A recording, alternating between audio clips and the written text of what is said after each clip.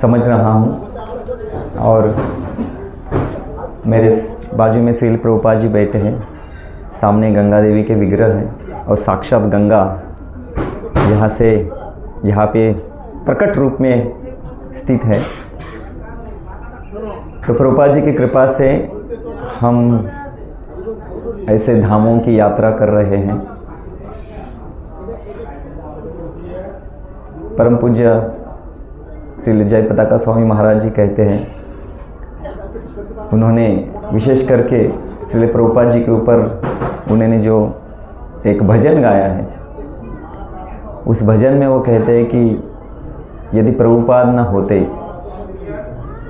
तो हमारे आचार्यों ने यदि गौर न होते ऐसा भजन लिखा कि अगर गौरांग महाप्रभु नहीं होते तो हमें श्रीमती राधा रानी का जो महिमा है वो कभी समझ में नहीं आता।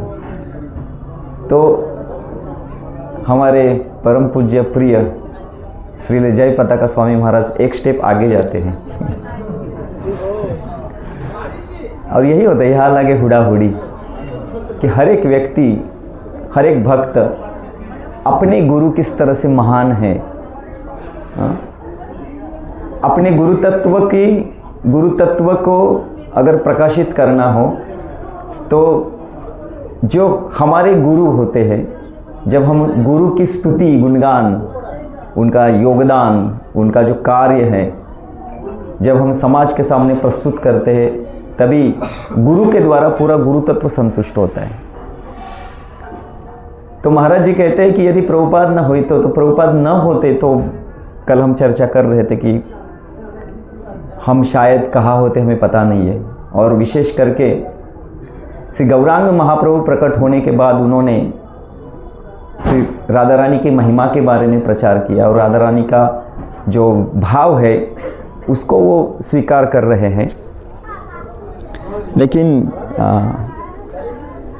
यहाँ पे प्रभुपाद जी हमें विशेष करके श्री गौर निताय उनका जो कार्य, महान कार्य है, इसके बारे में हमें बता रहे हैं। और पतित पावन मतलब हमें पता ही नहीं है, हम तो महाराष्ट्र में रहते, गौर निताय कौन है हमें पता भी नहीं था, लेकिन श्रील प्रभुपाद जी की कृपा से हमें ये पता चला कि श्री गौर निताय कौन है। तो इसलिए हमारे लिए सबसे महत्वपूर्ण योगदान है श्रील प्रभुपाद जी का, जो हमारे जीवन में बहुत ही महत्व रखता है। और ये भी जगह है जहाँ पे हमारे इस्कॉन के भक्तों ने ये प्रभुपाद जी का, मतलब इसके लिए यहाँ पे प्रभुपाद घाट कहा जाता है। ये गंगा का स्पेशल घाट है जिसको प्रभुपाद घाट के नाम से प्रसिद्ध है। तो यहाँ पे गंगा देवी का रोज़ आरती होता है। यहाँ पे भक्त सुबह मंगला आरती, दोपहर में आरती, शाम को आरती, गंगा की पूजा होती है। तो बहुत ही अच्छी जगह है। तो आइए हम यहाँ पे बैठ के गंगा माता की प्रसन्नता के लिए और हमारे पूरी गुरु शिष्य परंपरा की प्रसन्नता के लिए हम, विशेष करके मैं जो खुद को अयोग्य समझ रहा हूँ, सही में योग्यता नहीं है, लेकिन फिर भी योग्यता विचारे किछु ना ही पाए तुम्हारा करुणा सार। तो गुरु तत्व की शक्ति प्राप्त करके, गुरु तत्व के चरणों को वंदन करते हुए, आज मैं अयोग्य होते हुए भी कुछ मैं गंगा माता के प्रसन्नता के लिए आपके सामने जो भी कुछ यथामति मेरी बुद्धि, मेरी स्मरण शक्ति, जितना भी मुझे बोलने के लिए साथ देगी, उतना हद तक मैं गंगा माता का गुणगान करना चाहता हूँ। इससे गंगा माता प्रसन्न होगी और आपकी प्रसन्नता के लिए भी ये होगा।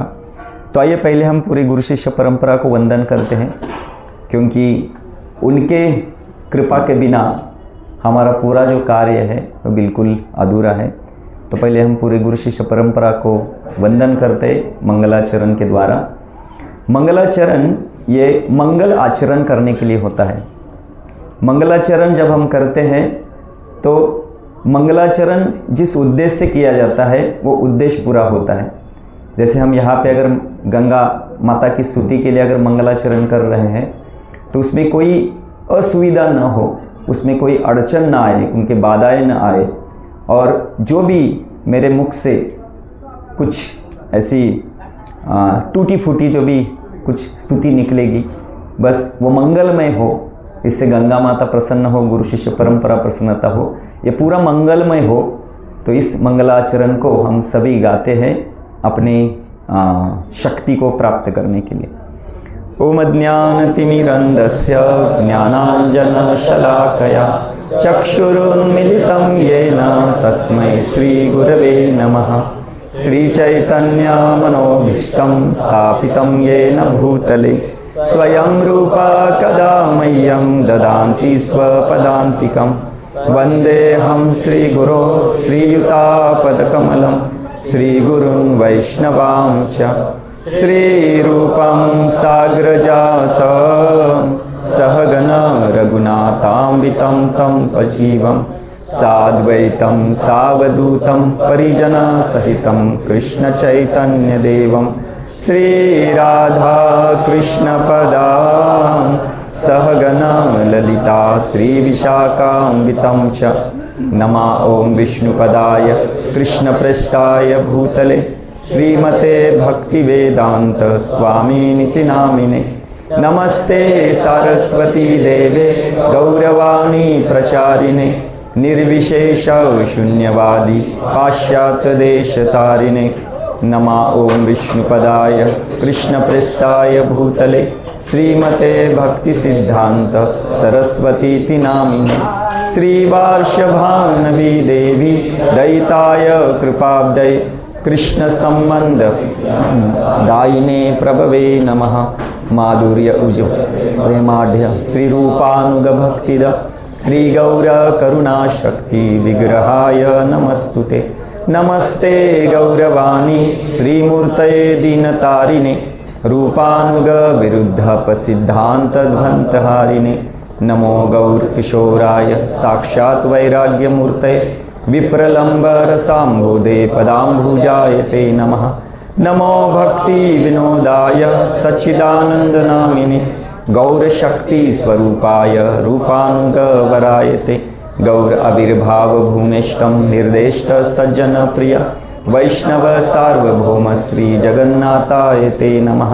वाञ्छाकल्पतरुभ्यश्च कृपा सिन्धुभ्येव च पतितानां पावनेभ्यो वैष्णवेभ्यो नमो नमः। नमो महावदन्याय कृष्णप्रेमप्रदायते कृष्णाय कृष्णचैतन्य नामिने गौरत्विषे नमः।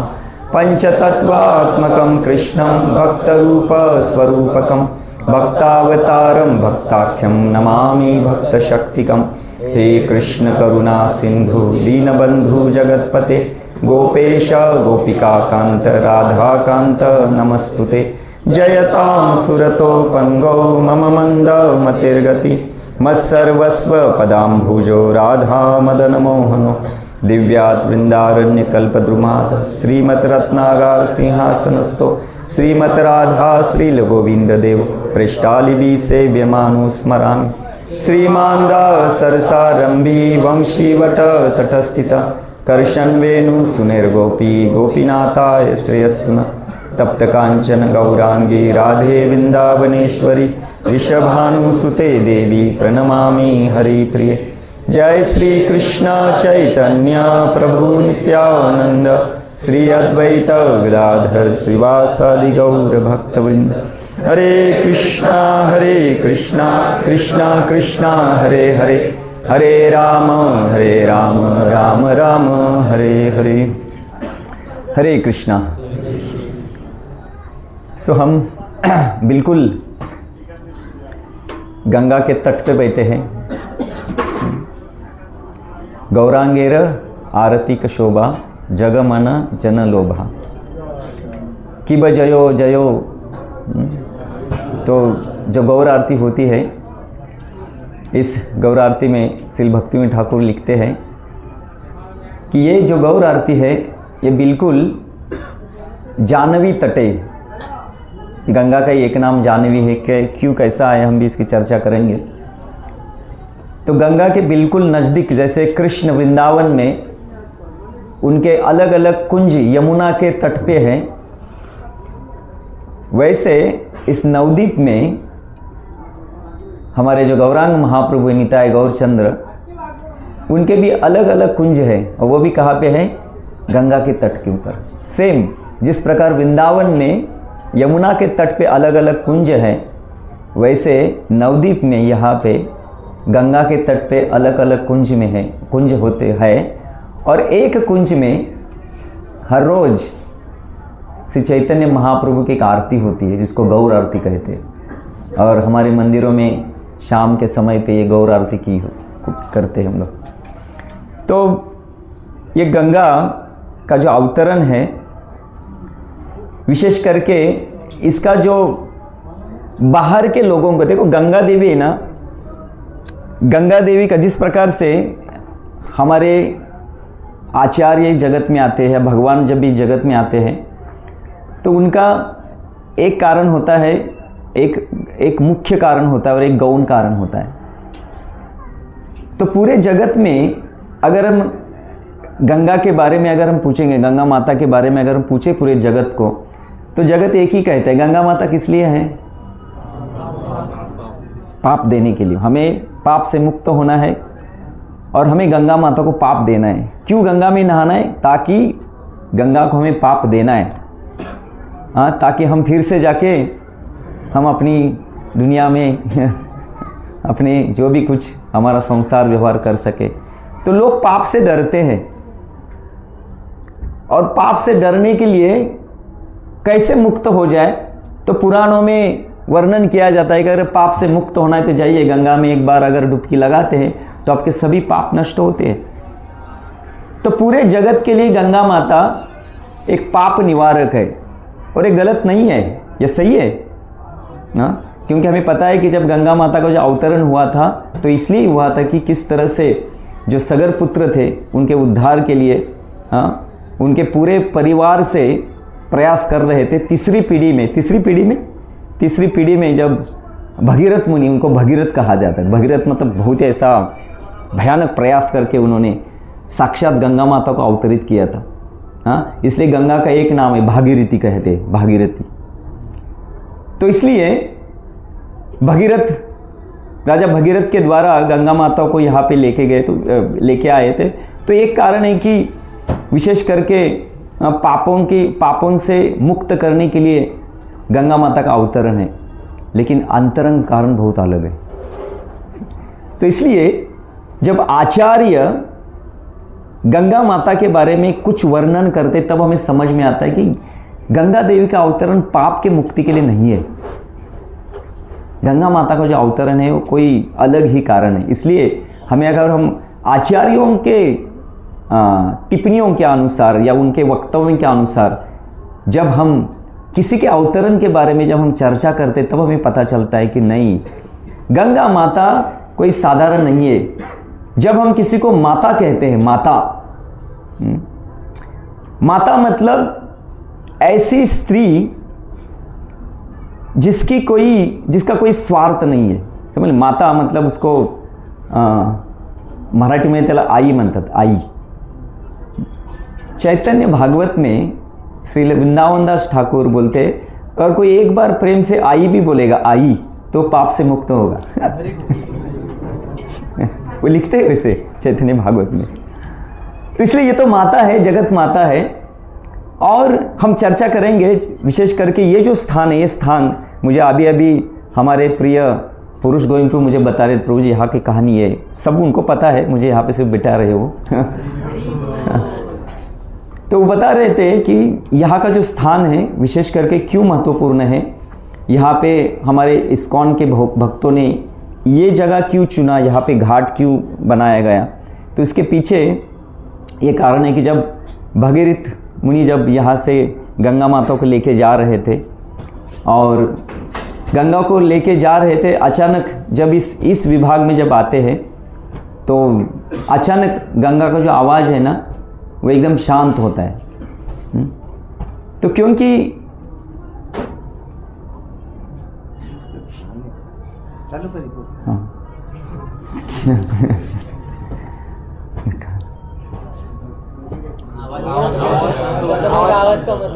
हाँ हाँ, तो गंगा माता का आवाज़ बंद हो गया। तो भगीर पीछे देख रहे गंगा किधर गई, तो गंगा यहाँ पे रुकी थी। और बोले आप यहाँ पे क्यों रुकी हो? बोले यहाँ पे क्यों रुकी हो, ये मेरा स्थान है। बोले मेरे स्वामी का स्थान है ये। आगे इसमें कलयुग में यहाँ पे साक्षात मेरे स्वामी अवतरित होने वाले हैं और ये मेरे स्वामी का स्थान है। और मैंने कभी तो प्रार्थना की थी, ऐसा वर्णन किया जाता है कि जब गंगा देवी सुनती है कि भगवान श्री कृष्ण हर द्वापर युग में प्रकट होते हैं और यमुना के किनारे पे अलग अलग लीलाएं करते हैं, तो गंगा माता भगवान को प्रार्थना करती, हे भगवान मैं तो आपके चरण कमल से निकली हूं और मैं आपके चरण कमल से बिल्कुल दूर दूर दूर जाती हूं, इसलिए जी ये जो यमुना का भाग्य है मेरा भाग्य कब होगा? और आपने यमुना के तट के ऊपर किनारे यमुना के जल में अलग अलग प्रकार की लीला की है, तो क्या मेरे भाग्य में वो होगा? तो जब गंगा माता इस तरह से भगवान को प्रार्थना करती है कि यमुना का जो भाग्य है क्या मेरा वो भाग्य कब होगा, तो भगवान उनको बोले कि हे गंगा देवी आप चिंता मत करो, जिस तरह से मैं जब द्वापर युग में भगवान श्री कृष्ण के रूप में प्रकट होते हुए मैं जब यमुना के जल में स्नान करता हूँ, यमुना के जल में या यमुना के तट पे ऊपर अनेक अनेक प्रकार की लीलाएं करता हूँ, उसी तरह से कलयुग में जब मैं श्री चैतन्य महाप्रभु के रूप में प्रकट होऊंगा तो निश्चित रूप से आपके तट के ऊपर भी मैं अनेक अनेक प्रकार की लीला करूँगा। हमारे पास जितना समय है, अगर वो समय मिलता है तो चैतन्य महाप्रभु ने किस प्रकार से यहाँ पे लीला की उसका भी वर्णन करेंगे। लेकिन जब इस प्रकार से गंगा माता को बोला कि भगवान बोले यस, तो गंगा माता के मन में वो है कि यस, तो गंगा माता जब यहाँ पे आती है तो यहाँ पे बिल्कुल स्थिर होती है और यहाँ पे आवाज़ बंद होता है। तो भगीरथ मुनि बोलते हैं आवाज़ बंद क्यों हो गया? तो भगीरथ जी देखते हैं पीछे, तो गंगा माता बोलती है देखो ये मेरे स्वामी का नित्य स्थान है और मेरे स्वामी यहाँ पे अवतरित होने वाले हैं, इसलिए मैं यहाँ पे 1 महीना रुकूंगी। और गंगा देवी यहाँ पे इसी जगह पे, इसलिए आप देखेंगे ना यहाँ पे गंगा का जो फ्लो है ना बिल्कुल शांत है, इसका मतलब गंगा देवी यहाँ पे है यहाँ पे है और गंगा देवी वो एक, जैसे हम कल पानीहट्टी में जैसे वो वृक्ष वो गवाह है कि किस तरह से नित्यानंद प्रभु ने श्री रघुनाथ दास गोस्वामी के ऊपर कृपा की थी, वैसे गंगा देवी का जो प्राकट्य है ये गवाह है कि किस तरह से वो बोले थे कि यस यहाँ पे कलयुग में मतलब चैतन्य महाप्रभु आने के पहले वो यहाँ पे रुकी थी, यहाँ पे 1 महीना उन्होंने तपस्या की और तपस्या करने के बाद गंगा देवी आगे गई थी। तो यहाँ पे गंगा देवी का नित्य स्थान है और इसलिए हमारे मंदिर में यहाँ पे घाट बनाया है और यहाँ पे हर रोज़ गंगा देवी की आरती होती। तो ये जगह जो है बहुत ही पवित्र है और महत्वपूर्ण है। और जैसे ही गंगा देवी आगे जाती है, आगे जैसे हम हमारे मंदिर के जो चर्चा चल रही थी वहाँ पे हम चर्चा कर रहे थे कि जानू मुनि भी इस गंगा के मतलब यहाँ पे तपस्या कर रहे थे नवद्वीप में, और वो जब तपस्या कर रहे थे और गंगा एकदम मतलब भाव विभोर होते हुए नवद्वीप से गुजर रही है और गंगा का पानी इतना मतलब चल बिचल होते हुए एकदम चंचल अवस्था में, मग्न अवस्था में हिलते हुए गंगा आगे आगे जा रही है। और अचानक जो जानू मुनि थे उनका जो कमंडलू था वो कमंडलू गंगा लेके पानी से मतलब गंगा के पानी से कमंडलू पानी में बह गया। तो जानू मुनि बोले अरे मैं यहाँ पे तपस्या के लिए बैठा है, गंगा का इतना ये। तो जानू मुनि ने क्या किया, पूरे गंगा को क्या कर दिया, पूरा अपने में समाविष्ट कर दिया। और भगीरथ मुनि बोले गंगा किधर गई, गंगा किधर गई। तो भगीरथ जी ने ना बहुत प्रयास किया गंगा को लाने के लिए, बहुत प्रयास किया, इसलिए उनको मतलब नाम भी दिया इस गंगा को भागीरथी। तो जानू मुनि को प्रार्थना करते कि देखो मेरे लिए तो मैं गंगा को इतने तपस्या करके व्रत करके यहाँ पे मैं लेने के लिए आया हूँ और आपने ऐसा किया है। तो फिर जानू मुनि भी संतुष्ट होते हैं और उनके जांग से फिर से गंगा को अवतरित करते हैं, इसलिए गंगा का नाम क्या है, जाह्नवी। इस तरह से तो इसलिए बहुत ये महत्वपूर्ण प्रसंग है कि यहाँ पे गंगा माता बहती है, और गंगा माता के मतलब गंगा माता के द्वारा हम अलग अलग प्रकार से हम कुछ लेसन्स भी ले सकते हैं। जैसे गुरु महाराज जी उनका जो तृषार्थ प्रतीक जर्नी होम, ये जब किताब उनके बारे में लिखते हैं, तो हमारे कुछ भक्त कहते हैं कि जब हम गंगा को देखते हैं तो हमें महाराज जी की याद आती है, क्योंकि किस तरह से उन्होंने गंगा को एक माता के रूप में जब उन्होंने स्वीकार किया। और हमें पता है कि माता जो होती है ना, अगर हम माता की निस्वार्थ सेवा करते, मतलब अगर निस्वार्थ हम रहते हैं, तो जो माता होती है ना, उनको देने के लिए जो सर्वोत्कृष्ट है वो देती है। जैसे कोई लोग आते बोलते हैं, हे गंगा देवी हमें पाप से मुक्त करो, तो गंगा माता को मतलब गंगा माता यहाँ पाप से मुक्ति के लिए नहीं, वो कृष्ण प्रेम देने के लिए बैठी है। लेकिन हमें पता नहीं है, क्योंकि माता का जो मेन मुख्य माता वो देती है जो देने लायक हो, जो सबसे श्रेष्ठ है। तो गंगा माता के हर एक जल में भगवान का प्रेम है, क्योंकि यहाँ पे विशेष करके भगवान ने लीला की है। तो इसलिए जब महाराज जी बोलते हैं कि मैंने जब इस गंगा माता को मैं माता के रूप में मैंने स्वीकार किया, तो हमें पता है कि जो हरे कृष्ण महामंत्र है गंगा देवी ने महाराज जी को दिया था। हाँ, तो महाराज जी ने जब वो जो क्या हारमोनिका था ना, हारमोनिका जब त्याग कर दिया, तो कुछ ही समय के बाद उनको गंगा माता के प्रवाह से वो हरे कृष्ण महामंत्र की ध्वनि सुनाई दी। और महाराज जी को बाद में पता चला, जब वो प्रभुपाद जी से मिले तो बोले वही महामंत्र है जो गंगा माता ने दिया है। तो देख सकते हैं यहाँ से सिर्फ पाप के मुक्ति के लिए गंगा माता नहीं है, विशेष करके भक्ति के लिए। और इसलिए भागवत में जब विशेष करके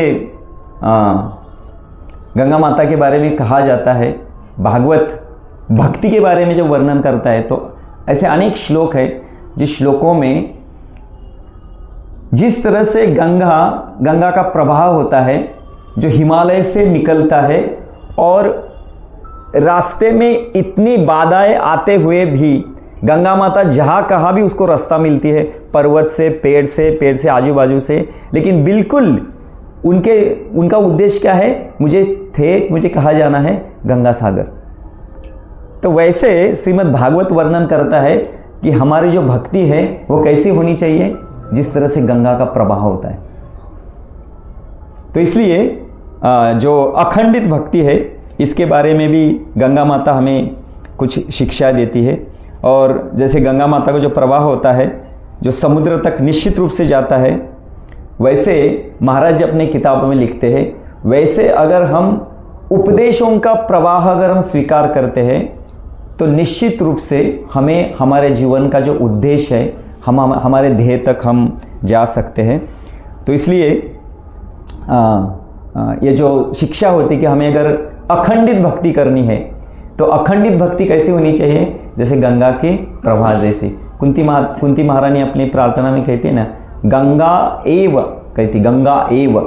हाँ, जैसे जिस तरह से गंगा बहती है, वैसे मेरी भक्ति आपके चरणों में हमेशा के लिए बहती रहे। तो इस प्रकार से महाराज जी ऐसे कुछ हमें लेसन्स भी देते हैं। लेकिन विशेष करके गंगा देवी का इस नवद्वीप में जो प्राकट्य है, नवद्वीप में जो लीलाएं हैं, उसके बारे में हम कुछ समझने का हम प्रयास करेंगे।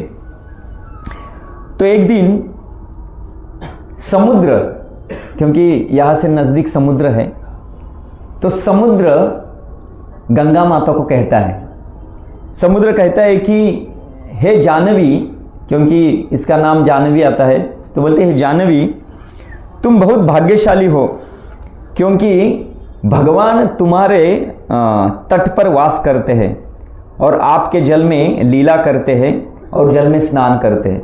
तो वो लीला क्या है, किस तरह से स्नान करते हैं, हमने कभी कभी उसके बारे में वर्णन किया भी है कि गंगा माता में जब गंगा के अंदर जब सब भक्त प्रवेश करते थे, किस तरह से गंगा स्नान होता है उसका वर्णन भी हुआ है। लेकिन अलग अलग प्रकार की लीलाएं श्री चैतन्य महाप्रभु ने यहाँ पे किए।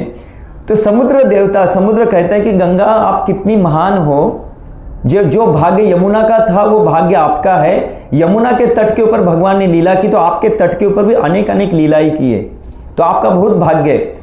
तो गंगा माता जानवी है, वो कहती है निश्चित सच में मैं भाग्यशाली हूँ, और क्योंकि भगवान यहाँ पे वास करते हैं, लेकिन मेरा दुर्भाग्य भी है। तो समुद्र कहते हैं कि आपका क्या दुर्भाग्य है? तो कहता है, गंगा देवी कहती है कि कुछ समय भगवान यहाँ पे रहेंगे और उसके बाद में मेरे स्वामी, मेरे भगवान संन्यास लेके नवद्वीप को त्याग करके आपके किनारे पे आएंगे। कौन सा किनारा? जगन्नाथपुर। और बोले वहां पे वो सही में भक्ति का आस्वादन करेंगे, तो आपको तो ज्यादा सन मिलेगा। तो इस तरह से ये जो भगवान है वहां पे आएंगे और तुम्हारे किनारे पे रहने के लिए आएंगे। तो समुद्र कहता है, हे जानवी, आप ऐसा मत कहो। भगवान जो होते हैं, भगवान जहाँ पे लीला करते हैं वहाँ पे नित्य रहते हैं। ऐसा मत समझो कि भगवान यहाँ इस नवद्वीप को छोड़ के वहाँ पे आएंगे। वहाँ पे आएंगे लेकिन यहाँ पे भी रहेंगे, और भगवान की यहाँ पे नित्य लीलाएं चलती रहेंगी। इसलिए समुद्र कहते हैं कि हे गंगा, क्या आप मुझे प्रवाह से रास्ता दोगी नवद्वीप तक? मैं उस प्रवाह से चलते चलते चलते चलते नवद्वीप में आऊँगा और भगवान की लीलाओं को देखूंगा। तो गंगा कहती कोई बात नहीं, आ जाओ। तो समुद्र गंगा के प्रवाह से देवता यहाँ पे आते हैं नवद्वीप में। जो भगवान के जो लीलाएं होती है, तो लीला में वो नवद्वीप में आकर गंगा देवी की कृपा से, गंगा देवी का आश्रय लेते हुए अलग अलग लीलाओं को समुद्र यहाँ पे देखते हैं। तो इसलिए ये भी एक वार्तालाप शास्त्र में दिया गया है कि किस तरह से समुद्र और गंगा का वार्तालाप हुआ है। तो जब यहाँ पे समुद्र देवता आए थे, तो ऐसा कहा जाता है कि समुद्र देवता को भी श्री चैतन्य महाप्रभु ने यहाँ पे दर्शन दिया था। तो ये भी एक लीला होती है। तो हमें अभी देखना है कि किस तरह से श्री चैतन्य महाप्रभु गंगा के बारे में, गंगा को श्री चैतन्य महाप्रभु ने कितना महत्व दिया है। तो एक बार जब श्री चैतन्य महाप्रभु संन्यास लेके, जब उन्होंने संन्यास लिया, तो संन्यास लेने के बाद श्री चैतन्य महाप्रभु वृंदावन की तरफ जा रहे थे, और अचानक श्री चैतन्य महाप्रभु ने रास्ता थोड़ा टर्न किया। कहाँ पे गए वो? राम के लिए गए। राम के लिए क्यों गए? क्योंकि वहां पे उनके नित्य पार्षद श्री सनातन गोस्वामी, रूप गोस्वामी रहते थे। एक्चुअली वहां तब वो इनसे मिले नहीं थे, लेकिन बहुत बार श्री सनातन गोस्वामी और रूप गोस्वामी उन्होंने कहा था कि स्वामी, हमें पूर्ण रूप से आपके लीला में आपकी सेवा करनी है, हमारा स्वीकार करो। लेकिन श्री चैतन्य महाप्रभु ने कभी तब तक स्वीकार नहीं किया। लेकिन संन्यास लेने के बाद जब पहली बार वो निकल रहे थे और वो जा रहे थे, तब उन्होंने सनातन गोस्वामी, रूप गोस्वामी को वहाँ पे दीक्षा प्रदान की, उनको कृपा प्रदान की। और वहाँ से जब श्री चैतन्य महाप्रभु वृंदावन की दिशा से जा रहे थे, अचानक वो दिशा भी बदल जाते हैं, बाद में वो पूरा जगन्नाथपुरी तक वो जाते हैं। लेकिन जब जा रहे थे तो अचानक जिस प्रदेश से श्री चैतन्य महाप्रभु गुजर रहे थे, उस प्रदेश में कोई भी भक्त नहीं था। और महाप्रभु विचार कर रहे कि मेरा जो अवतरण है वो भक्ति का प्रचार करने के लिए है, लेकिन यहाँ पे कोई भक्त नहीं है, कोई भक्त नहीं है। तो श्री चैतन्य महाप्रभु के हृदय में बहुत ही दुख हो रहा था। फिर भी वो उस गांव से गुजर रहे थे, और अचानक एक छोटा सा बच्चा श्री चैतन्य महाप्रभु के सामने आता है और जोर से हरि हरि बोलता है। हरि हरि। जैसे ही श्री चैतन्य महाप्रभु सुनते ही कि छोटा सा बालक हरि हरि बोल रहे हैं, तो महाप्रभु किसी व्यक्ति को बुलाते हैं, बोलते हैं कि यहाँ पे पास में क्या गंगा बहती है क्या? तो व्यक्ति कहते हैं हाँ, यहाँ पास में ही गंगा है।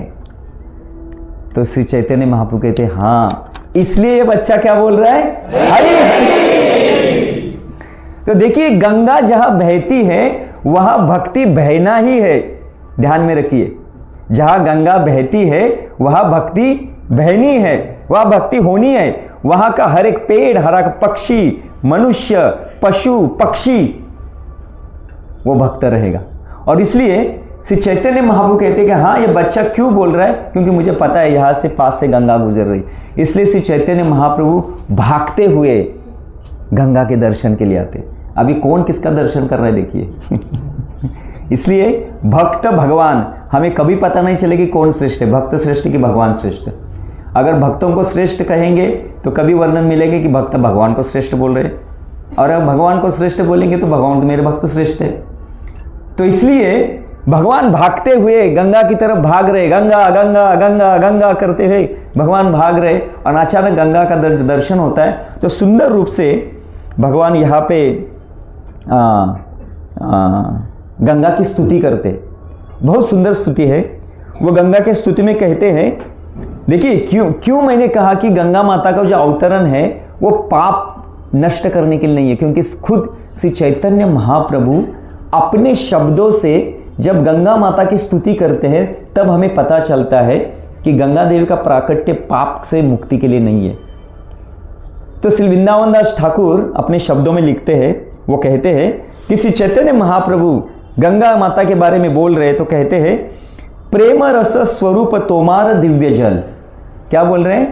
प्रेम रस स्वरूप तोमार दिव्य जल। इसका अर्थ यह होता है कि आपका जो जल है वो साधारण नहीं है, वो कैसा है? वो दिव्य है, और सिर्फ दिव्य नहीं है, वो किससे भरा है? प्रेम रस से भरा हुआ है। अभी कौन सा प्रेम रस? कृष्ण प्रेम से भरी हुई गंगा है। इसलिए हमें आचार्यों के मुख से सुनना चाहिए कि गंगा का महात्म्य क्या है। अगर हम जाएंगे गंगा देवी मुझे पाप से मुक्ति करो, तो गंगा देवी हमें पाप से मुक्ति कर देगी, लेकिन वो उद्देश्य नहीं है। उनका उद्देश्य एक ही है, क्योंकि इनका हर एक जो जल का बूंद है ना वो प्रेम रस से भरा हुआ है। इसलिए श्री चैतन्य महाप्रभु कहते प्रेम रस स्वरूप तोमार दिव्य जल, और शिव से तोमार तत्व जाने न सकल। तो जो भगवान शिव है वही सही रूप से आपका तत्व जानते, क्योंकि हमें पता है कि गंगा माता को थोड़ा सा, गंगा माता बोली जब भगीरथ मुनि ने तपस्या की तो बोले मैं पृथ्वी के ऊपर, पृथ्वी में अवतरित हो जाऊंगी, लेकिन मेरी प्रवाह को कौन रोकेगा? तो बोले कोई समस्या नहीं, मैं किसी को तो प्रार्थना करूंगा। तो भगीरथ मुनि ने भगवान शिव जी की भी तपस्या की थी, भगवान शिव जी प्रसन्न हुए, बोले चिंता मत करो बेटा, तुम चिंता मत करो, मैं गंगा माता को अपनी जटा में धारण करूंगा। तो वो कहते हैं भगीरथ मुनि के जाते हैं, बोलते हैं हाँ आप आ जाओ, शिव जी आपको जटा में धारण करेंगे। आप तो बोल दिया अरे जटा में कैसे धारण कर सकते, थोड़ा गंगा देवी को थोड़ा सा ये हुआ था। तो भगवान शिव जी को क्रोध आया, उन्होंने पूरे गंगा को क्या कर दिया जटा में धारण के, इसलिए उनका नाम क्या है? गंगाधर। तो इसलिए वो भी एक लिए ये आता है। तो चैतन्य महाप्रभु कहते शिव से तोमार तत्व जाने न सकल। तो भगवान शिव ही आपका पूर्ण रूप से तत्व जानते हैं।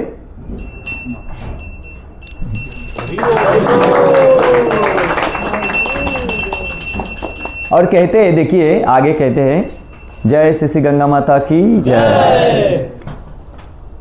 प्रेमरस स्वरूप तोमार दिव्य जल, शिव से तोमार तत्व जाने न सकल। सकृत तोमार नाम करिले श्रवण। आपका नाम अगर सकृत, सकृत का अर्थ क्या होता है? एक बार अगर व्यक्ति श्रद्धा से आपका नाम पुकारता है, क्या? गंगा।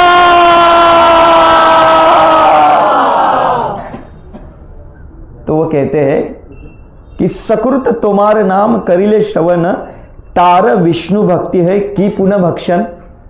सिर्फ आपका नाम श्रवण करने से सबको कृष्ण भक्ति मिलेगी। आपका भक्षण मतलब आपका अगर हम जल प्राशन करेंगे तो क्या मिलेगा? क्या मिलेगा?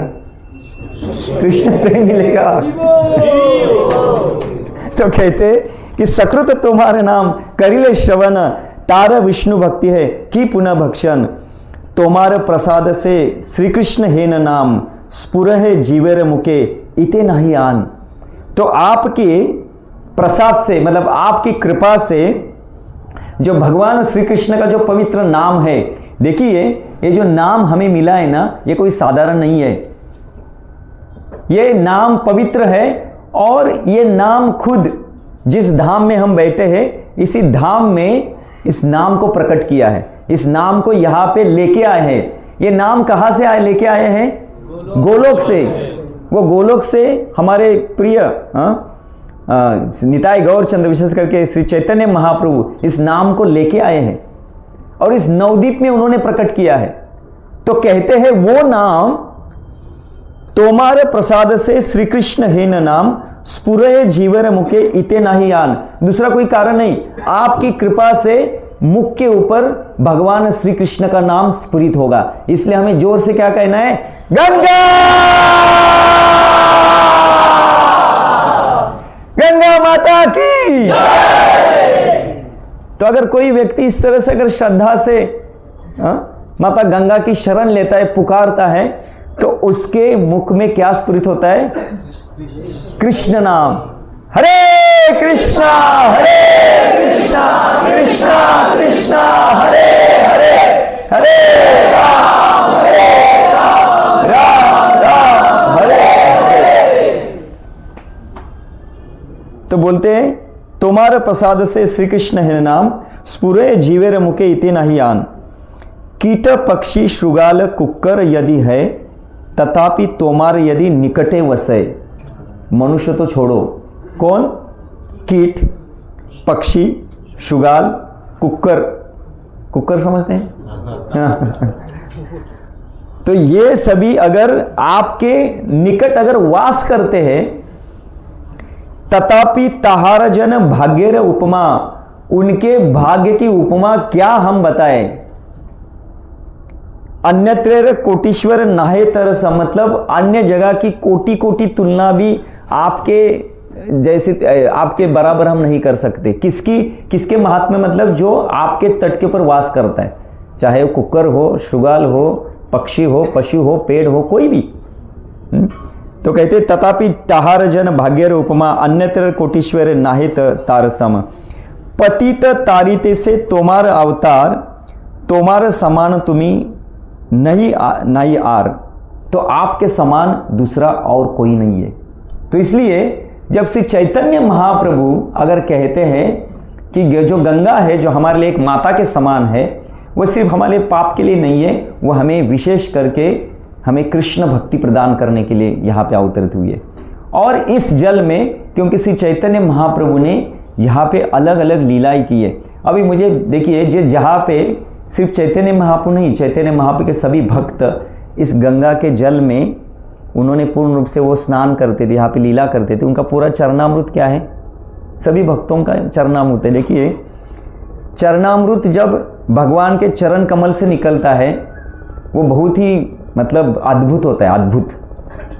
लेकिन वही चरणामृत में भक्त नहाते हैं, हाँ, और उस चरणामृत में भक्त के चरणों का अमृत जाता है, तो वो चरणामृत क्या बनता है? महाअमृत बनता है। तो गंगा देवी, जो गंगा माता है, ये साधारण जल नहीं है। ये इस जल में साक्षात भगवान नहाए हैं, स्नान किए हैं, लीलाएं की है, और उसके साथ साथ उनके भक्तों ने भी यहाँ पे स्नान किया है। आपको पता है, जब जगन्नाथपुरी में एक समुद्र है, जहाँ पे जब श्री हरिदास ठाकुर, उनका जब देह त्याग हो गया था, जब वो अंतर्धान हो गए, तो उस समय चैतन्य महाप्रभु ने श्री हरिदास ठाकुर को इस तरह से उठाया था और उनका जो समुद्र के अंदर क्या किया था? पूरा स्नान किया था। तो बोले ये समुद्र नहीं, अभी आज से क्या है? ये तीर्थ जल है, ये पूरे श्री हरिदास ठाकुर से, ठाकुर के चरण का अमृत है। इसलिए उस संबंध में जो भी नहाता है, जल प्राशन करता है, उसको भी उस चरणामृत का लाभ उसको मिलता है। तो ये जल कोई साधारण नहीं है, जल बहुत ही मतलब महा बोलते ना, अमृत है। और इस जल में श्री चैतन्य महाप्रभु अलग अलग प्रकार की लीला करते हैं। हमारे पास कितना समय है?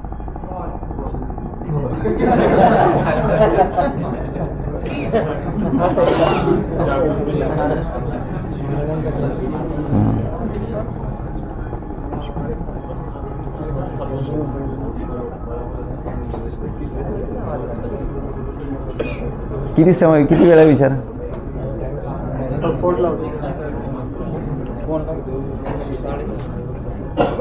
क्लास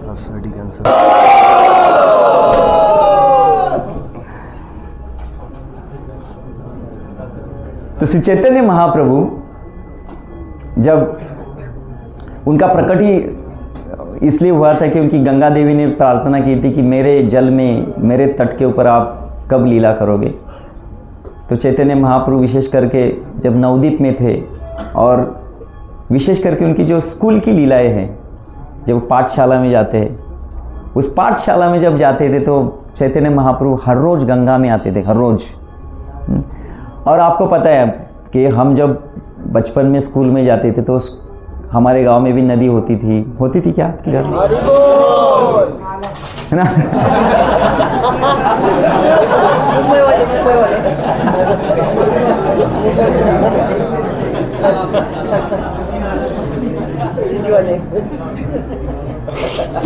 किसके गांव में नदी थी? हाथ ऊपर कीजिए।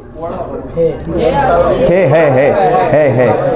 अच्छा, किसके गांव में नदी नहीं है? किसके घर में, गांव में पानी नहीं है? अरे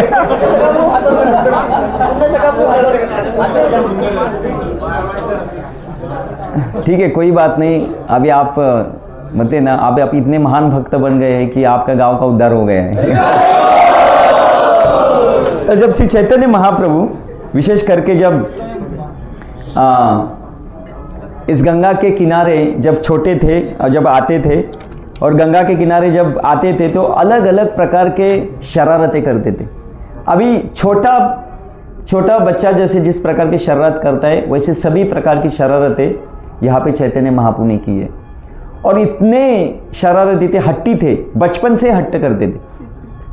जब वो बचपन में थे और आकाश से कोई अगर पक्षी ऐसे उड़ता हुआ देखता तो सची माता बोलते, माता मुझे वो पक्षी चाहिए। अभी उड़ते हुए पक्षी को कैसे कोई पकड़ सकता है? और जैसे ही वो बोलते तो मुझे वो पक्षी चाहिए, वो नहीं देते थे, अपने पैर जमीन के ऊपर घिसते तो जोर से रोते थे। और जब जोर से रोते थे तो सभी नवद्वीप वासियों को पता था कि जब श्री चैतन्य महाप्रभु रोएंगे तो हमें क्या करना है? जोर से हरे कृष्णा कृष्णा कृष्णा हरे हरे, राम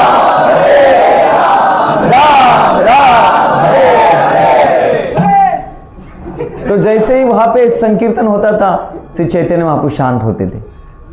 फिर से आते थे बाहर और चंद्रमा देखते थे, बोलते माता मुझे चंद्रमा चाहिए।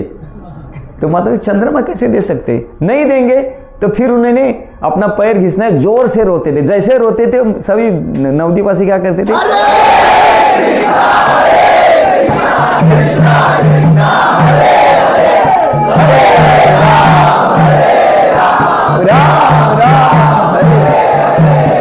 वृंदावन ठाकुर लिखते हैं इस तरह से श्री चैतन्य महाप्रभु ने बचपन से ही इस हरिनाम संकीर्तन को इस नवद्वीप में स्थापित कर रहे थे।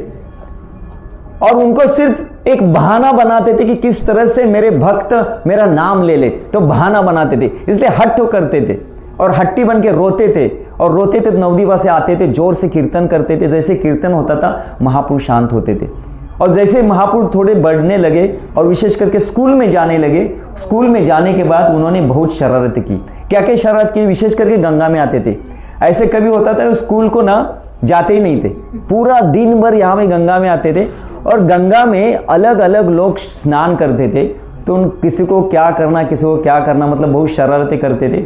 और सभी जो नवद्वीप वासी थे वो तंग आ गए और एक दिन वो बोले कि हमें इसकी शिकायत उनके पिता को करनी है। उनके पिताजी का नाम क्या था? जगन्नाथ मिश्रा। तो एक दिन सभी नवद्वीप वासी एकत्रित हुए और जगन्नाथ मिश्रा के घर में गए। बोले जय जगन्नाथ जी सुनो, ये आपका जो पुत्र है छोटा सा है, ये छोटा सा पुत्र स्कूल के नाम से स्कूल के लिए जाता है लेकिन स्कूल नहीं जाता है, दिन भर ये गंगा के पानी में रहता है। अगर आपका पुत्र गंगा के पानी में नहाएगा तो उसकी तबीयत कैसी होगी? आपकी थोड़ी पुत्र की तबीयत के बारे में सोचिए। और शिकायतें करने लगे। और क्या क्या शिकायतें करने लगे? एक भक्त बोलने लगे, बोले मैं जब पूजा करता हूँ ना, तो जब पूजा के लिए मैं मंत्र बोलना चालू करता हूँ तो मेरे सामने आता है, मेरे मुंह के ऊपर पानी मारता है। तो दूसरे बोलने लगते हैं कि जब मैं पानी में ध्यान करता हूँ, आपको पता है पानी में ध्यान क्या आता है? विशेष करके जो ब्राह्मण होते हैं ना, वो पानी में ध्यान करते हैं। तो बोलते हैं जब मैं पानी में ध्यान करता हूँ भगवान के ऊपर, तो जब मैं ध्यान करता हूँ तो तैरते हुए एकदम मेरे सामने आता है, मुंह में पानी मार लेता है और जोर से पिचकारी मारता है मुंह के ऊपर। तो मुझे देखिए, कोई अगर ध्यान लगा रहा है और सामने से कोई अगर पानी मारेगा तो क्या ध्यान तो नष्ट हो जाएगा ना। तो मेरा ध्यान टूटता है। एक कहता है कि अरे जगन्नाथ मिश्रा जी, मैं जब पानी में जब मैं गायत्री करता हूँ ना, तो मैं जब गायत्री करता हूँ तो नीचे से आता है और मेरा पैर खींचता है। अभी अगर मेरा पैर खींचेगा तो मेरा ध्यान गायत्री को कैसे लगेगा। और मैं उसको कहता अरे मुझे विष्णु के ऊपर ध्यान करने दो। बोले क्या विष्णु? विष्णु तो मैं हूं, मेरे ऊपर ध्यान करो ना। तो ये आपका छोटा सा बच्चा खुद को विष्णु समझ रहा है। देखो जगन्नाथ मिश्रा, आपके लड़के को संभालो। तो कोई कहता है कि जब मैं पानी से बाहर निकलता हूँ स्नान करके, तो आता है और मेरे शरीर के ऊपर मिट्टी फेंकता है। तो एक बार ठीक है, 2 बार ठीक है, 3 बार ठीक है, मैं कितना नहाऊं? मेरा दिन भर मेरा का नहाने में युग धर्म है का नहाना। तो आपके बच्चे को संभालो। तो कोई कहने लगे कि ये इतना शरारती है कि जब हम स्नान करते हैं ना, तो पहले घर में स्नान नहीं किया जाता था। माता जी मतलब स्त्री और पुरुष दोनों ही बाहर नहाते थे। तो स्त्रियों के लिए घाट अलग होता था, पुरुषों के लिए घाट अलग होता है। तो बोलते हैं कि जब हम आते हैं नहाने के लिए, तो जो माताओं के कपड़े हैं वो पुरुषों की जगह पे रखेंगे, पुरुषों के कपड़े माताओं की जगह रखेंगे। और जब ये बाहर आते थे कपड़ा नहीं है, और कपड़ा नहीं तो कपड़ा ढूंढेंगे कहाँ से? तो बोलते जगन्नाथ मिश्र इस तरह से हरकतें करता है और हमें समझ में नहीं आता है कि क्या करें। और एक कहता है कि मैं विष्णु की जो शालिग्राम शिला है ना, वो गंगा के तट पे मैं पूजा कर रहा था। तो ये आ गया और शालिग्राम को वहां से हटाया, उस जगह पे बैठा, बोला ए मेरी पूजा करो अभी। मैं ही विष्णु हूं। एक बोला कि मैं शिव जी की उपासना कर रहा था, तो अचानक मेरे कंधे के ऊपर निमाय आया और बोला मैं शिव हूं, मैं शिव हूं। बोलते मेरी पूजा करो, मेरी पूजा करो। क्या शिव जी की पूजा कर रहे? तो बोलते ये खुद को कभी विष्णु समझता है, कभी खुद को शिव समझता है। या आप ही पुत्रों को संभालो। एक कहता है कि मैं भगवद गीता पठन कर रहा था, ये आ गया और मेरी भगवद गीता यहाँ से लेके गया। तो ये दिन भर पानी में रहता है, इसका स्वास्थ्य कैसा रहेगा? आप थोड़ा इनके ऊपर ध्यान करो। तो इस तरह से सभी नवद्वीपवासी जगन्नाथ मिश्र के पास आके शिकायत करते थे। इतना ही नहीं, यहाँ पे कुछ जो माताएं थे, कुछ कन्याएं थी, वो भी बोलती थी कि निमाय ना बहुत ही शरारती है, और उनके साथ भी कुछ ऐसी शरारती कुछ करते थे। तो एक दिन वो भी सची माता के पास जाते हैं और सची माता को वो उनकी शिकायत करते, कहते कि ये हमारे कपड़े चुराता है, ये कभी हमारा अपमान करता है। और वो तो छोड़ो, मतलब कपड़े चोरना, शरारत करना वो तो छोड़ो, लेकिन हम अपने अच्छा पति मिले इसलिए हम शिव जी की उपासना करते हैं। तो ये आके कहता है कि शिव जी की उपासना क्यों कर रहे हैं? मेरी उपासना करो। अगर आप मेरी उपासना नहीं करेंगे तो मैं आपको शाप दूंगा कि आपको 5 पत्नी वाला पति मिले, और वो भी दिखने में एकदम कुरूप। अगर आपने मेरी उपासना नहीं की तो बोलते कैसा लड़का है, इस तरह से हमें बोलता है। एक तो भैया आ गई, बोली कि ये मुझे बोलता है कि मैं आपके साथ शादी करना चाहता हूँ। क्या आप मेरे साथ शादी करोगे? एक बोली कि ये पूजा करते समय आता है और पूरा नैवेद्य उठाता है, नैवेद्य खाने लगता है और बोलता है किसको आप भोग लगा रहे हो? जिसको भोग लगा रहे हो वो मैं ही हूँ। कभी कभी वो गले में जो भगवान को अर्पण करने के लिए जो हार लेके आते हैं, वो हार लेता है और अपने गले में डालता है और बोलता है कि मैं आपको आशीर्वाद देता हूँ कि आपको अच्छा पति मिले। तो इस तरह से कुछ स्त्रियाँ, कुछ कन्याएं, कुछ बड़े बालक, कुछ बड़े, सब आके जगन्नाथ मिश्र के पास, सची माता के पास आके कंप्लेन करते थे। और ये सभी लीलाएं कौन से तट पे होती थी? गंगा के किनारे, जाह्नवी तट, तो यहाँ पे होती थी। तो एक दिन जगन्नाथ मिश्र को क्रोध आया, बोले निमाई बहुत ही नटखट हो रहा है, इसको थोड़ा दंड देना पड़ेगा। बोले कहाँ है निमाई? बोले गंगा में है। तो वो काटी लेके गंगा के पास आ गए, और जैसे ही निमाई को पता चला कि मेरे पिताजी यहाँ पे मुझे मारने के लिए, उनके सभी मित्र, क्योंकि उनको पता है हम मित्र को मदद करना है, तो बोले देखो निमाई आपके पिताजी आ रहे, आपको मारने के लिए उनको पता चला है कि आप हर रोज़ गंगा के किनारे आते हो, स्कूल में जाते ही नहीं है। तो बोले ठीक है कोई बात नहीं, मैं थोड़ा पतली गली से निकलता हूँ, आप जब यहाँ पे मेरे पिताजी आएंगे तो उनको कहना कि निमाई आया ही नहीं है, निमाई तो स्कूल में। तो जैसे ही जगन्नाथ मिश्र क्रोध में है, बोले इसको दंड देना चाहिए, 1 2 3 कितने जन को तकलीफ दे रहा है। इसलिए वो यहाँ पे काटी लेके आते हैं, और जब यहाँ पे आते हैं तो निमाई तो पतली गली, उनका प्लानिंग ही था, वो चले गए। और जाते समय उन्होंने क्या किया, पेन होता है ना, पेन का शाई निकाला और पूरे शरीर पे लगा, ताकि मैं स्कूल से आया हूँ, दिखाना चाहिए ना। और घर में चले गए और सची माता को बोलने लगे, देखो माता मैं स्कूल में से आ गया, मैं स्कूल से आ गया, अभी मुझे गंगा में जाना है नहाने के लिए। तो सची माता बोली मेरा पुत्र कितना प्रामाणिक है, ये स्कूल में जाता है, और सभी लोग बोलते हैं स्कूल में जाता है नहीं, देखो इसके शरीर पर पूरा शाही लगी हुई है। इतने में जो जगन्नाथ मिश्र थे वो गंगा के किनारे आए हैं, और सभी जो बच्चे वहाँ पे खेल रहे थे बोले निमाई को देखा क्या? बोले निमाई तो यहाँ पे आया नहीं। बोले निमाई नहीं आया अभी। एक व्यक्ति बोलता है देखो जगन्नाथ मिश्र आपका पुत्र साधारण नहीं है, बहुत ही क्या बोलते हैं उसे, भाई चतुर है। बोले चतुर है, इतना चतुर है कि बोले जब उनको पता चला कि आप आने वाले हैं तो इनको सबको बताया कि आप उनको बताओ, हाँ तो आप उनको बताओ कि मैं स्कूल में गया था और ये यहाँ से निकल गया है। तो जगन्नाथ मिश्र बोले अच्छा ऐसा क्या? तो जगन्नाथ मिश्र भागते हुए घर में जाते हैं, और जैसे जगन्नाथ मिश्र घर में जाते तो निमाई बिल्कुल उनके मुख की तरफ देखता है, बोलते पिताजी देखो मैं अभी स्कूल से आ गया, देखो मेरा पूरा शरीर शाही से भरा हुआ है, अभी मैं गंगा में जाके नहाना चाहता हूँ, क्या मैं गंगा में जाऊँ क्या? तो जगन्नाथ मिश्र अपने पुत्र की तरफ देखते हैं तो उनका पूरा क्रोध चला जाता है। और बाकी के जो भी लोग होते हैं ना बोलते हैं देखो मिश्रा जी आपका पुत्र है ना, भले कैसा भी हो, भले वो कितना भी शरारत करता है ना, कितनी भी शिकायत वो तकलीफ़ हमें देता है ना, लेकिन अगर वो तकलीफ़ देता है ना बहुत आनंद होता है। आप उनको फिर दंड मत कीजिए, उसको बार बार यहाँ पे आइए, हमारी भगवदगीता लेने दीजिए, हमारा नैवेद्य लेने दीजिए, जो भी करना है कर कीजिए, क्योंकि वो जब ये लीला करता है तो हमें बहुत ही आनंद होता है। तो इस तरह से जिस तरह से भगवान वृंदावन में ऐसी नटखट लीला कर रहे थे, उसी प्रकार उसी भाव में, क्योंकि जब नवद्वीपासी बोलते अरे जिस प्रकार से कृष्ण वृंदावन में द्वापर युग में जो लीला करते थे ये आपका निमाई वैसे ही लीला कर रहा है, जगन्नाथ मिश्र देखो, तो ऐसे नवद्वीपासी कहते थे। और हमें पता है कि जब भगवान श्री कृष्ण वो भी जब बच्चे थे, वो छोटे से थे, नन्हे मुन्ने से थे, तो उन्होंने भी हर घर में जाके उन्होंने चोरी करना चालू किया था।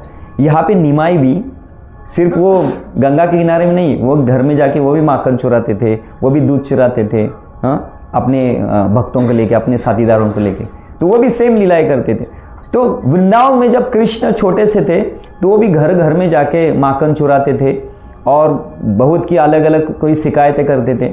और वो जब सभी वृंदावनवासी नंद बाबा के पास आते थे, और विशेष करके यशोदा माता के पास आते थे, और यशोदा माता को सभी गोपियाँ जाके बोलती थी कि माता आपका जो छोटा सा पुत्र है ना वो बहुत शरारत है, बहुत नटखट है, और विशेष करके हमारे जो गैया है, बछड़े हैं, एक तो कहती है कि ये मेरे बछड़े को छोड़ता है और बछड़े को पकड़ने के लिए मैं जाती हूँ तब ये पूरे घर में आता है, दूध लेके जाता है, दही लेके जाता है, मक्खन लेके जाता है। दूसरी गोपी कहती है कि ये इतना ही नहीं है, मैंने उसको कहा कि अरे बछड़े को छोड़ा है, तेरे बाप का बछड़ा है क्या? क्योंकि उसको थोड़ा क्रोध आ गया उस गोपी को, तो बोले तेरे बाप का बछड़ा है क्या छोड़ा है? तो बोले देखो मैंने बछड़ा छोड़ा है, बछड़ा थोड़ी मेरा है, बछड़ा तो आपका ही है, हाँ, और वो आपके ही गाय का दूध पिएगा तो वही हट्टा कट्टा होगा ना, तो उसमें आपका ही फायदा है ना, मुझे क्यों डांट रही हो? तो यशोदा माता बोली ठीक है, मेरा अगर पुत्र नटखट है ना तो आप उसको प्रेम से थोड़ा मक्खन खिलाया करो ना। बोली प्रेम से मक्खन खिलाया करो? बोले जब हमको प्रेम से खिलाते तो बोलते हैं मैं क्या भिखारी हूं क्या? अरे मैं नंद बाबा का एकलौता लड़का हूं, मेरे पास 9 लाख गैया है, मैं क्या भिखारी हूं जो मेरा खिला रहे? बोलते आपके पुत्र को ना चुरा के लेने में ही मजा है। तो यशोदा माई चिंता मत करो, आपका जितना भी मक्खन है मैं आपको दूंगी। फिर यशोदा माई बोली ठीक है, लेकिन आप है ना उसको अच्छी तरह से क्यों नहीं रखती, उसको थोड़ा सा ऐसे ऊंची जगह पे रखना चाहिए, थोड़ा सुरक्षित रखना चाहिए। तो गोपिया कहती है अरे यशोदे आपको क्या बताना है, इसके पास हर प्रकार के तरीके हैं, हमने कहाँ भी छिपा है ना तो वो कुछ ना कुछ तो पर्याय निकाल के ना वो ढूंढ के निकालता है। और इतना ही नहीं, वो अकेला खाएगा तो ठीक है, लेकिन वो अकेला खाता है, उसके साथ कुछ अपने ग्वाल बालों को लेकर उनको भी खिलाता है, और बचता है तो बंदरों को भी खिलाता है। अभी हद हो गई ना, ठीक है अकेला खाए तो ठीक है, अपने मित्रों को खिला रहे हैं, और हद तो है कि बंदरों को भी खिला रहे हैं। बोले अभी तो बहुत ये हो गया। तो यशोदा माई बोली देखो आपको अगर जो भी करना है ना, अगर आपके पास अगर कोई सबूत हो तो मेरे पास लेके आओ। तो सबूत मतलब क्या, रंगे हाथ पकड़ना। तो एक गोपी बोली ठीक है यशोदा, मैं आपके पुत्र को ना रंगे हाथ पकड़ के लेके आता हूँ। तो एक दिन उन्होंने प्लान किया और उन्होंने कहा कि इसको पकड़ेंगे, और एकदम क्या किया, सभी जो गोपियाँ थी एक घर को ऐसा खुला रखा, और जैसे ही भगवान श्री कृष्ण अंदर चले जाते हैं तो सभी गोपियाँ उसको पकड़ती। उसमें से एक गोपी प्रमुख थी, उसका नाम क्या था, प्रभावती गोपी। तो वो प्रमुख थी, उन्होंने बोला कि चलो आज है ना यशोदा माता को दिखाना है कि हम झूठ नहीं है, आपका पुत्र झूठ है। वो झूठ बोलता है, क्योंकि यशोदा माई को जब कंप्लेंट होती थी तो यशोदा माई जब अपने पुत्र के तरफ देखती थी, बोलती कि कान्हा तू चोरी करता है क्या। तो कृष्ण ऐसे बोलते थे मेरी माता नहीं। तो इतने कोमल रूप से जब वो नहीं बोलते थे तो यशोदा बोलती थी ठीक है मेरा कान्हा कैसे झूठ बोल सकता है। तो इसलिए बोले मैं आज है ना इसको रंगे हाथ पकड़ेंगे। तो प्रभावती उसको पकड़ती है और उसको खींचते हुए नंद भवन लेके जा रही है। तो कृष्ण कहते देखो देखो आपको मैं बोल रहा हूं कि आप मेरी शिकायत मेरी माता को मत करो, ये अगर आप करोगे तो आपको महंगा पड़ेगा। तो उसको धमकी दे रहे, छोटे से थे उनको धमकी दे रहे, बोले आपको महंगा पड़ेगा। बोले क्या महंगा पड़ेगा, पढ़ने दो, मैं आज आपको दिखाऊंगी। तो उनको घसीटते हुए यशोदा माई के पास लेके जाए, बोलते यशोदा देखो तेरा जो पुत्र है ना आज मैंने उसको रंगे हाथ पकड़ा है। यशोदा माई जब उसकी तरफ देख रही है तो यशोदा माई जोर जोर से हंस रही है। तो प्रभावती बोल रही है हंस क्यों रही है, मैंने तो उसको कृष्ण को दिखा रही है, हंस क्यों रही है। जब प्रभावती नीचे देखती है तो वहां पे कृष्ण नहीं थे, उसके पुत्र का हाथ था। तो भगवान ने अपने उनके पुत्र का रूप लिया था। तो प्रभावती बोले मैंने तो कृष्ण को पकड़ा दिया, आ गए कैसा। तो बोले ठीक है यशोदा मुझे क्षमा करो। और वो वापस जा रही है और रास्ते से जा रहे तो भगवान अपने मूल रूप में आते हैं और बोलते देखो मैंने कहा था ना कि आपको ये सौदा महंगा पड़ेगा। अगर अगली बार अगर मुझे आपने पकड़ा तो मैं पुत्र की जगह आपके पति का रूप लूंगा। तो इसलिए जिस प्रकार से कृष्ण वृंदावन में अलग अलग प्रकार के लीलाएं करते थे, उसी प्रकार से नवद्वीप में कृष्ण यमुना के तट पे ब्रज में करते थे। हमारे निताय गौरचंद्र गंगा के तट पे नवद्वीप ग्राम में करते थे। तो अलग अलग प्रकार की लीला यहाँ पे हुई है और ये बहुत ही महत्वपूर्ण जगह है। आगे आने वाले 4-5 दिन में हम अलग अलग जगह पे जाएंगे और वहाँ पे जो भी श्री चैतन्य महाप्रभु ने जो लीलाएं की है उनको हम सुनेंगे। अभी हम यहाँ से जब प्रस्थान करेंगे तो हम वो जगह जा रहे जहाँ पे निताई गौरचंद्र पहली बार मिले थे। कौन सा जगह है वो, नंदन आचार्य जी का घर।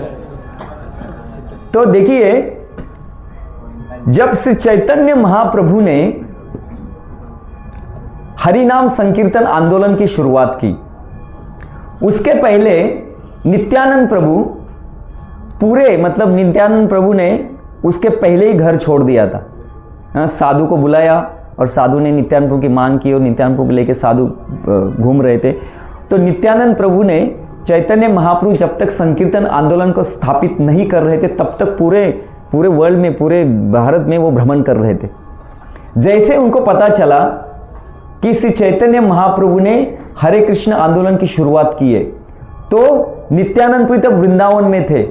और जैसे उनको पता चला कि मेरे निमाई ने मेरे प्राणधन ने हरिनाम संकीर्तन की शुरुआत की है तो वृंदावन से नित्यानंद प्रभु भागते हुए नवदीप में आते हैं। और जब नवदीप में आते हैं तो पहली बार नंदन आचार्य के घर में वहाँ पे छुपते हैं। और श्री चैतन्य महाप्रभु श्रीवास ठाकुर के घर में हर रात्रि का लीला होता था ना, तो सभी भक्तों को कह रहे, विशेष करके अद्वैत आचार्य और कौन थे, अद्वैत आचार्य, उनके साथ गदाधर पंडित या कोई तो थे, उनके कहते मुझे कल स्वप्न आया था और उस स्वप्न में एक बहुत ही एक अद्भुत ऐसा दिव्य, जिन्होंने नीला कलर का ऐसा वेश परिधान किया है, एक ऐसा सफ़ेद रथ में बैठे हुए कोई महान व्यक्ति इस नवदीप में अवतरित हुआ है, तो कृपया करके आप उसको ढूंढिए।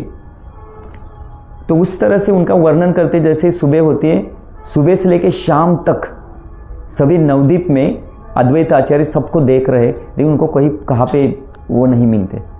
तो फिर वो जाके श्री चैतन्य महाप्रभु कहते हैं कि हमने हर जगह पे देखा, लेकिन वो ऐसा व्यक्ति हमें नहीं मिला।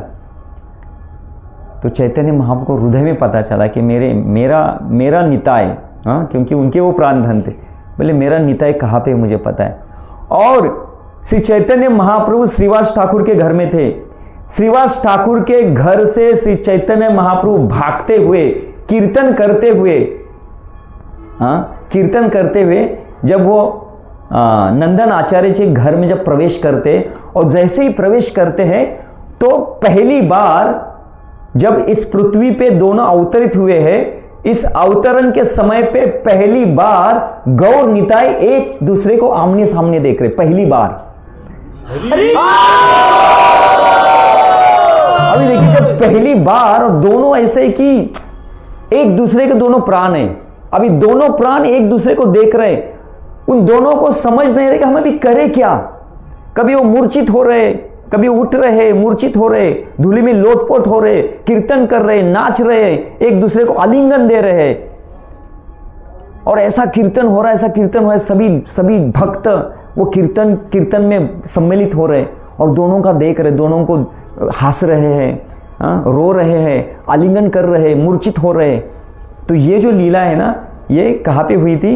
नंदन आचार्य के घर पे। तो वहाँ पे हम अभी जा रहे थे, और जब पहली बार निताई गौरचंद्र मिले थे तो बहुत जोर से कीर्तन हुआ था।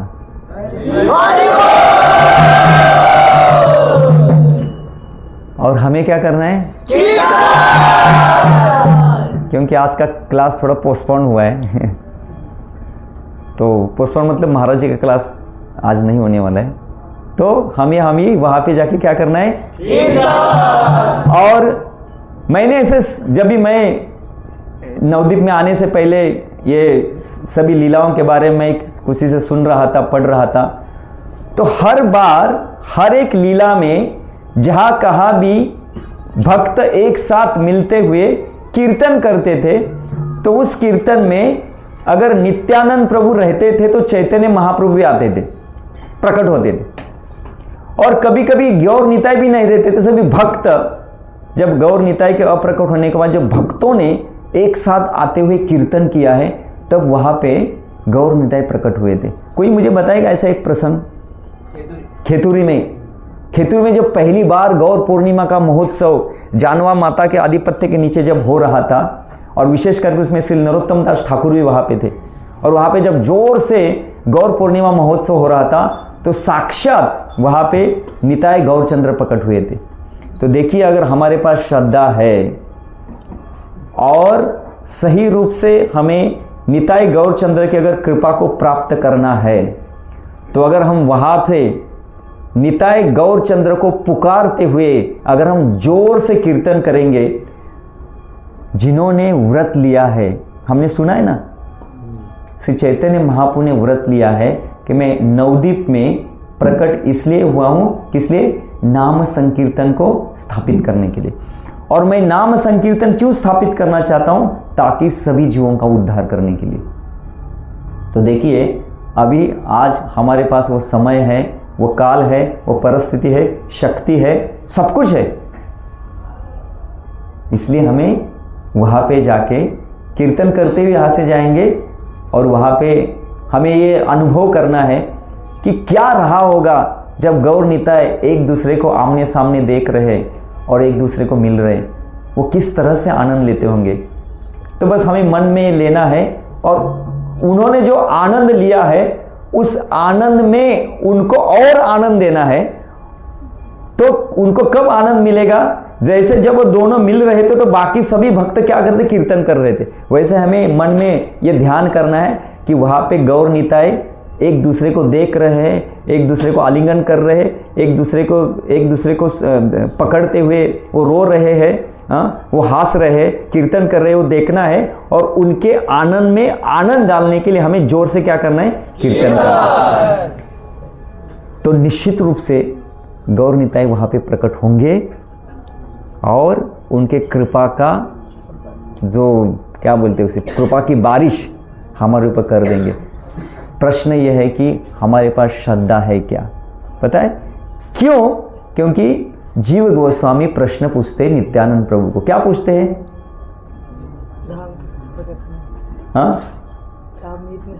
हाँ, धाम में इतने सभी भक्त है, फिर भी उनका उद्धार क्यों नहीं हो रहा है? तो नित्यानंद प्रभु क्या कहते हैं?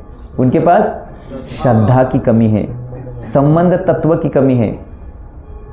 और इसलिए नित्यानंद प्रभु आगे जाके कहते, मैं कहना उस समय पे भूल गया, नित्यानंद प्रभु कहते, हे जीव सुनो, जब भक्त श्री चैतन्य महाप्रभु की दास्य रूप में भक्ति को स्वीकार करता है, उसका जब दास्य रूप परिपक्व होता है तो श्री चैतन्य महाप्रभु उसके हृदय में माधुर्य रस को स्थापित करते हैं।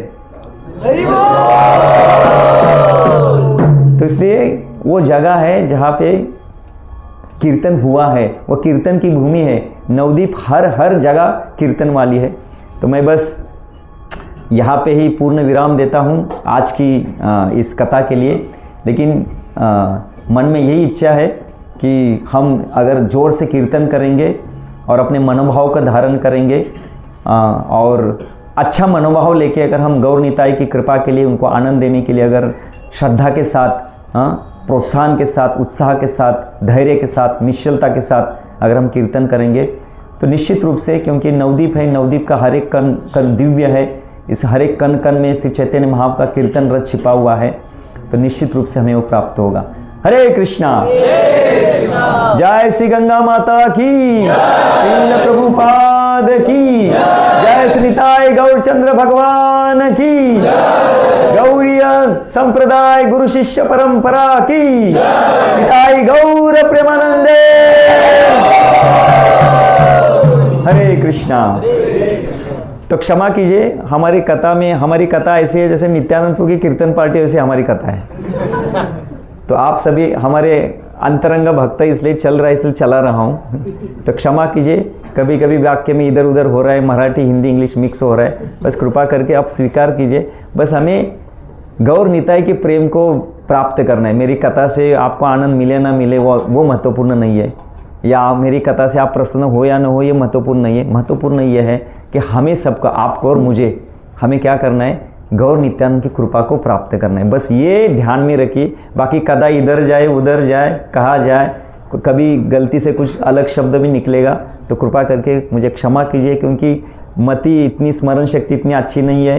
हृदय में भाव मतलब भाव अभाव विभाव पता नहीं क्या है वो है, तो भावावेश में कुछ भी बोल देता हूँ। बस आप एक अच्छे भक्त के रूप में जो मेरी जो भी कमियां हैं उसको स्वीकार कीजिए। बस इतना ही मैं कहूँगा। हरे कृष्णा।